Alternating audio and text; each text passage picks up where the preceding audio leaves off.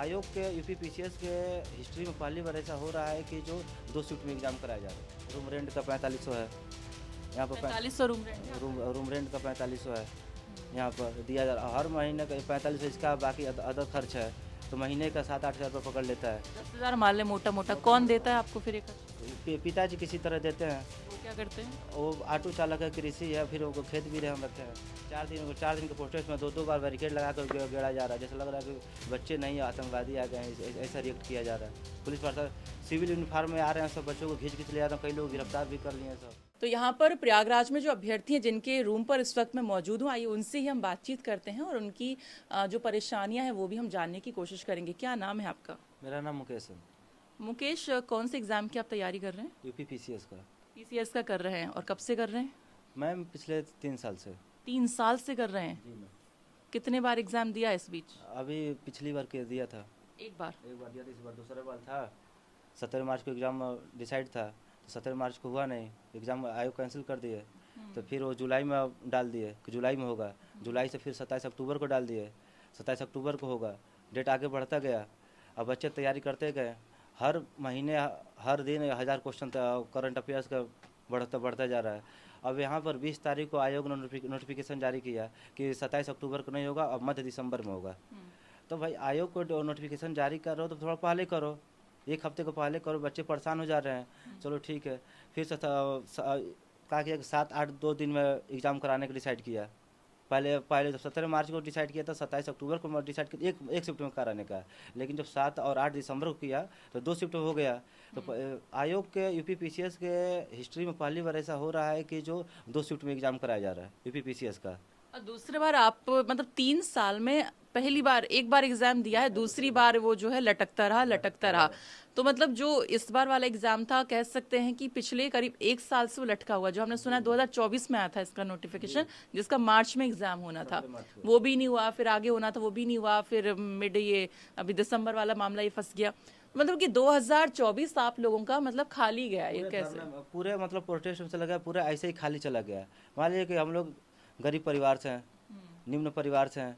पिताजी ऑटो चालक हैं, किसी तरह का दिन भर मजदूरी करते हैं, आता है। अब यहाँ पर रूम रेंट का 4500 है यहाँ पर। 4500 रूम रेंट है। रूम रेंट का 4500 है यहाँ पर दिया जा रहा है। हर महीने का 4500 इसका, बाकी अदर खर्च है तो महीने का 7-8 हज़ार रुपये पकड़ लेता है। 10,000 मान ले मोटा मोटा, कौन देता है आपको फिर ये खर्च? पिताजी किसी तरह देते हैं। वो क्या करते हैं? वो ऑटो चालक है, कृषि है, फिर वो खेत भी हम रखे हैं कि वह बच्चे पढ़ लेंगे। अब उनको बच्चे पढ़ने के उनका हौसला बढ़ाएंगे।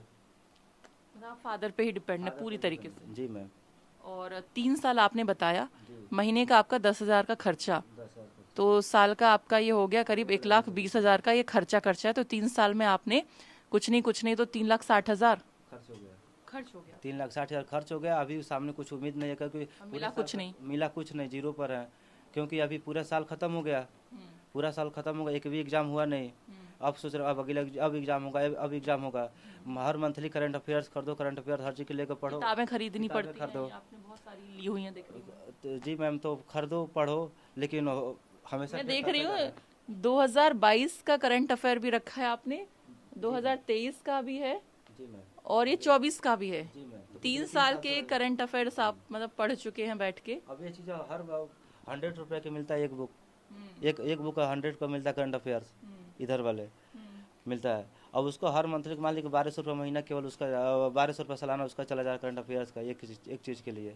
तो मतलब बहुत ज़्यादा परेशान है, बहुत ज़्यादा दर्द है। और सरकार ये चीज़ें, सरकार और आयोग मिलकर समझ में आ रहा है आखिर में क्या रहे हैं लोग। हमेशा टालते जाओ।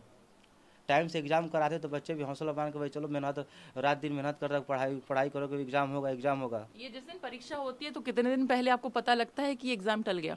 अब एक हफ्ता बता तो 27 अक्टूबर को पेपर था, और 20 तारीख को पता चला कि एग्जाम टला, नोटिफिकेशन। मतलब आप लोग तैयारी कर चुके होते हैं पूरी तरीके से, ऑलमोस्ट तैयार हैं कि अब एग्जाम देना है, और अचानक से आता ही खबर की ये हो गया, टल गया। तो फिर अब हौसला डाउन हो जाता है। फिर अब मन में मतलब उब जाता है कि अब क्या ही कोई करेगा। एक तो पूरा एड़ी चोटी लगा कर आदमी पढ़े वो एक ही चीज़, अपना लक्ष्य को भाई किसी तरह हमको सिलेक्शन लेना है। एड़ी चोटी लगा कर आदमी पढ़ रहा है, और पता चला 1 हफ्ते पहले आया कि भाई नहीं, वो नहीं, एग्जाम नहीं होगा। तो पूरा एकदम हौसला भी टूट जाता है। फिर हौसला बनाओ यार, कैसे होगा। फिर शुरुआत करते मन लगाता फिर टाइम बढ़ता जा रहा है। एज लिमिट का भी दिक्कत होता ही होता है, वो बढ़ रही है। पीसी हाँ, एज लिमिट का तो इसमें अगर दिक्कत है और धीरे धीरे मान लीजिए बढ़ रही है और परिवार को आस आस लगा के बैठे हैं। अब ऐसे थोड़ी ना है कि मान लीजिए किसी एग्जाम की लिमिट 45 साल है तो आप 45 साल तक पढ़ते ही रहेंगे। नहीं नहीं मैम, ऐसा नहीं है। मान लीजिए कि अब घर पर पिताजी पेरेंट्स लोग सभी लोग आस लगा के बैठे हैं कि अब जल्दी हो जाएगा। हमेशा फ़ोन आता है तो पूछते हैं अरे क्या हुआ, पेपर हुआ और अभी नहीं टल गया। तो उन लोग भी उदासी छा जाती है कि एक साल से पूरा एक साल इससे ख़त्म हुआ, हुआ कुछ नहीं। कब तक ऐसा मान लीजिए हर महीने कैसे अब कोई ऑटो चलाते हैं, खेत रेहान रख कर आए हैं, तो कब तक ये चीज़ें चलेगा, कब तक इसको दिया जाएगा, कब तक वो भी मेहनत करेंगे। घर वाले क्या पूछते हैं, क्योंकि आप 3 साल हो गए हैं तो 3 साल में 3 तरह के सवाल तो आए ही होंगे भाई। जी मैम। क्या किस तरह से बातें रहती हैं, घर वाले क्या कहते शुरुआती दौर था भाई, चलो ठीक है, पहली साल गए हैं तो ठीक है, चलो पूरा सपोर्ट है, चीज़ें चल रहा है। अब धीरे धीरे जैसे समय बढ़ता जा रहा तो उन लोगों को भी परिस्थिति अब एक ही जैसा उन लोग को भी एज डाउन होता जा रहा था। अब देने में अच्छा मतलब सक्षम नहीं हो पा रहे हैं। कब अब बोलो, आज बोलो तो एक हफ्ते के बाद आता है हैं, किसी कैसा तरह। फील करते हैं? क्योंकि अब कभी तो लगता होगा ना कि अब मैं अपने पैरों पे खड़ा हो जाऊं और अपने माँ बाप के लिए कुछ करूं। अब मैं अब मान लीजिए अब धीरे धीरे हम लोग को एज धीरे धीरे बढ़ता, ज़्यादा बढ़ता ही जा रहा है दिन पर दिन। और अब मांगने शुरू में था तो भाई चलो दिक्कत नहीं था, चलो अभी शुरुआत आए हैं तो हम ज़्यादा हौसला था, ज़्यादा जोश जुनून था, भाई कर लेंगे। अब यहाँ पर धीरे धीरे 3 साल बीत गया, हुआ नहीं। अब इस समय पेरेंट्स से मांगने पर अभी लगता है कि अब परिस्थितियाँ घर की देखी जाती है ना। जब परिस्थितियाँ घर की सही नहीं है तो अब वो आप खुद को आदमी देखता है कि परिस्थिति सही नहीं, कैसे कैसे एक एक रुपया इकट्ठा करके अपनी आवश्यकताओं को न पूरा करते हुए बच्चों की आवश्यकताओं को पूरा किया जा रहा है।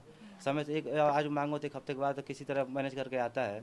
तब वो मन नहीं करता कि मांगे क्या, जब ये होता है कि भाई चल कर कहीं काम करो, तो तब जा तब कुछ जाकर पार्ट पड़ेगा। टाइम काम भी करते हैं क्या आप लोग? अभी तो यही था कि अभी एग्जाम ऐसे पढ़ा था सामने, तो ये हुआ कि चलो एग्जाम दे लेते हैं सामने। अभी पार्ट टाइम का काम भी करेंगे, एग्जाम भी देंगे, तो दोनों से हम अब हो तो नहीं पाएगा। पीसीएस का बोल दिया एक शिफ्ट में करेंगे। तो अब देखिए, तब डेट डिसाइड नहीं किया डेट ना। डिसाइड नहीं किया अब है। उसके लिए असमंजस बना हुआ, कन्फ्यूजन है। आपको आप मान लो हो सकता है कि सात सात को या 8 को करा दे। अभी तो कन्फ्यूजन है ना, कुछ भी हो सकता है। आया यूपी पीसीएस का कोई वो नहीं है कि कब कराएगा कब नहीं कराएगा। अब एक हफ्ते पहले नोटिस देता तो कभी भी दे सकता है। अब मान लीजिए अगर हम 7 को मांग चले तो 20 दिन का टाइम बचा है।